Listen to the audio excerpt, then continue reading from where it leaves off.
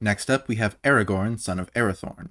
Aragorn occupies a sort of wildcard slot in the Fellowship, in that he can fill most of the roles of the others, if not quite as well. He's got a bow, but isn't as good an archer as Legolas. He can do melee, but not as well as Gimli. He's a leader and an advisor, but not as prominently as Gandalf, etc. That's not to say he doesn't have his own specialties, though. He's an excellent tracker and woodsman. He's stealthy, and he has knowledge of medicine as well. And on top of that, as the rightful king of Gondor, he's endowed with certain abilities, such as healing hands, commanding the spirits of the Grey Host, and a general kingly bearing. Aragorn needs to be good at a lot of things, so he gets a point by as well. Multiclassing minimums are Strength, Dexterity, Wisdom, and Charisma. Strength and Dexterity are both 13. Aragorn is a hunter. Whether that's with a bow or a sword makes no difference. Constitution's 12, he's used to long stretches of being in the woods, far from civilization, and Intelligence is 11. He is educated, but we don't really need it quite as badly as we do the other stats. Then we'll finish up with 13s in Wisdom and Charisma. He's had a lot of experience over his 87 years, and has the ear of some very important and powerful individuals.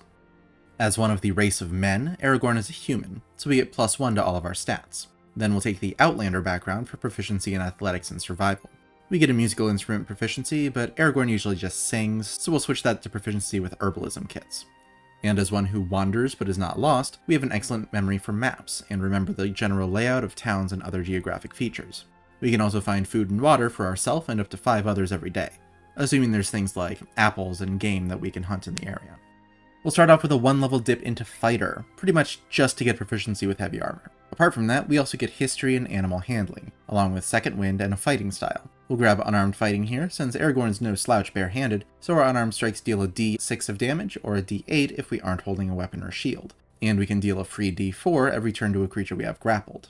Getting into the real meat of it though, Strider is pretty much the archetypical ranger, so of course he has to have some ranger levels. Switching into ranger gives us a ranger skill, like Stealth. And as a canny, deft explorer, we have expertise in survival for better tracking. Then we'll pick humanoids as our favorite enemy, so we have advantage on survival checks to track them, on top of our expertise.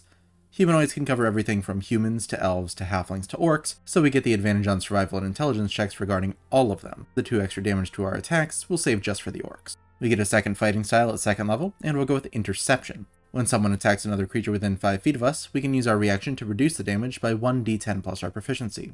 Did you know that in the skirmish at Amon Hen, when Lurtz throws the knife at Aragorn, the actor actually slipped and threw it directly at him, but Viggo was able to just deflect it with his sword because he's really Aragorn? True story. Now's probably the time to mention that we're actually using the Spell-less Ranger variant for Aragorn, so at 2nd level, instead of spells, we get Superiority Dice, a pool of 4 d8s that refill on any rest that we can use to fuel our maneuvers. Tactical Assessment adds a die to the result of an Insight, Investigation, or History check that we make, and Commanding Presence does the same for Performance, Persuasion, or Intimidation. Aragorn's really good at talking people. He's able to turn Éomer from threatening the trio to giving them 2 of their horses in about 5 minutes. Like any true horse girl, Aragorn has an empathic connection with animals, since he can read their mood and communicate simple ideas with them. And by concentrating for a minute, we can tell the numbers and general location of any groups of our favorite enemies that are within 5 miles, so we can track the Uruks that took Merry and Pippin. 3rd level spell-less rangers can make poultices. With an hour's work, we can make a number of poultices equal to our wisdom modifier, and if we spend a minute applying one to a humanoid, they heal 1d6 HP for every 2 ranger levels we have, rounded up. They won't save Frodo from the curse on the Morgul knife wound, but they can at least stave it off a little bit. And as a hunter, we can pick one of 3 ways to fight, depending on our prey. We usually fight mobs of orcs, so Horde Breaker will let us make a second attack against a creature next to the first one when we make a weapon attack on our turn. At 4th level, we'll grab Skill Expert. That'll round off our Constitution to 14, give us proficiency in Persuasion, and upgrades our History to an Expertise. We need to know Isildur's mistakes to avoid repeating them. We can attack twice with the attack action at 5th level, and we get a 3rd maneuver, Distracting Strike. We add a superiority die to our attack's damage, and then the next attack against that target from one of our friends has advantage, so we can slash a creature and move on while Gimli or Legolas finishes them off. As a roving deft explorer, our speed increases by 5 feet and we get a climbing and swimming speed to match. And other than orcs, our most common enemy tends to be trolls, so we'll name giants as our greater favorite enemy. We get the same advantage on survival and intelligence checks as we do for humanoids, but our bonus damage for both kinds of favorite enemies goes up to +4, and we have advantage on saves against the abilities and effects of giants.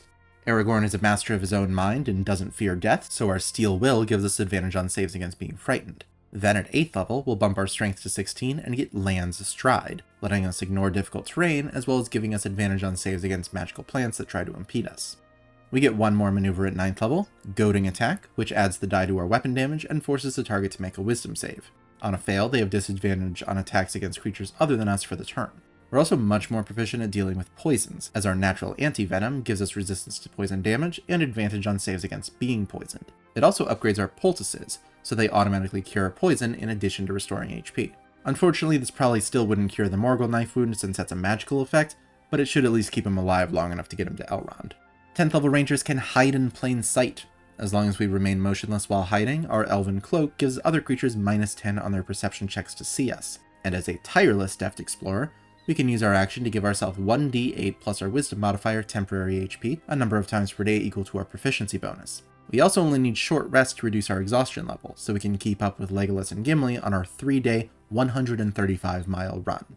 We'll finish up by putting aside the ranger and becoming the paladin we were born to be. With our divine sense, we can use our action to sense the locations of celestials, fiends, and undead within 60 feet a number of times per day equal to 1 plus our charisma modifier. And since it is said in Gondor that the hands of the king are the hands of a healer, we can heal those we touch with lay on hands. We get a pool of points equal to 5 times our paladin level, and can spend any number of those as an action to heal a creature for that amount of HP. We can also spend 5 points to heal a disease or poison.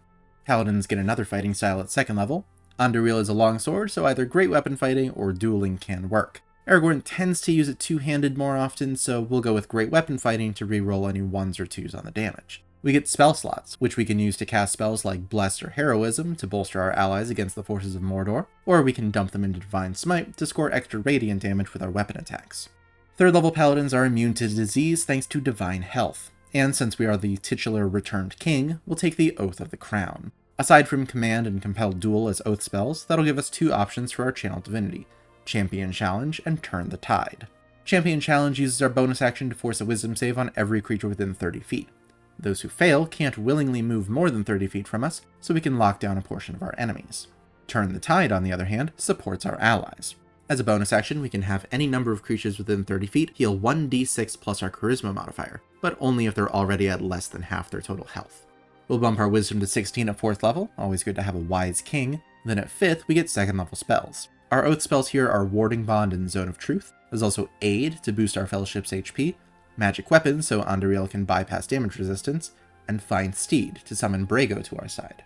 6th level is where paladins get really spicy, as Aura of Protection adds our charisma modifier to all saving throws that we and any of our allies within 10 feet of us make. We do have to be conscious, so while this does work on our allies' death saves, it doesn't work on our own. Then, since it's the king's duty to defend his citizens, Divine Allegiance lets us take hits for them. When a creature within 5 feet of us takes damage, we can use our reaction to take the damage in their place. We'll bump our charisma to 16 with our last ASI for a better Aura of Protection, then our capstone is the 9th level of Paladin for 3rd level spells. Aura of Vitality gives us a 30-foot radius aura for up to a minute, which we can activate as a bonus action to heal a creature in it for 2d6 HP. And yes, we can choose ourselves. Remove Curse can call back those who were stricken by the Black Breath with a little help from the Athelas plant, and Spirit Guardians invokes the Grey Host to fulfill their oath. We call up spirits who circle us in a 15-foot radius. We can choose to have our friends be unaffected by them, but any creature who we don't like has their speed halved inside the circle. Also, if an affected creature enters the circle or starts its turn there, they have to make a wisdom save, taking 3d8 radiant or necrotic damage on a fail, half on a success. Now that the build's complete, let's take a look and see what we have done. Aragorn is kind of like if you took Gandalf, pared away a bunch of the spells, and made him more focused on melee. As is a common theme amongst these builds, Aragorn works very well with other people, since he can protect them with his auras, heal them, buff them, and order them around with his maneuvers. The biggest downside to the build is how mad it is. We have to invest in 4 different stats, and we can't really leave Constitution alone either since we're in melee, and that's our health. If we were able to focus more on 1 or 2 ability scores, we could have a score higher than 16 in something. That doesn't mean he's bad by any means. Honestly, there really isn't that much that he isn't at least decent at. He can heal, fight, he's got social skills and mobility, there really isn't much downside. About the only thing he hasn't got is good area of effect damage.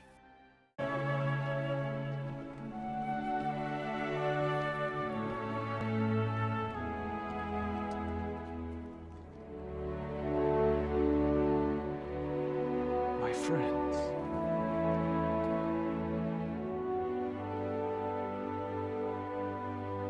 You bow to no one.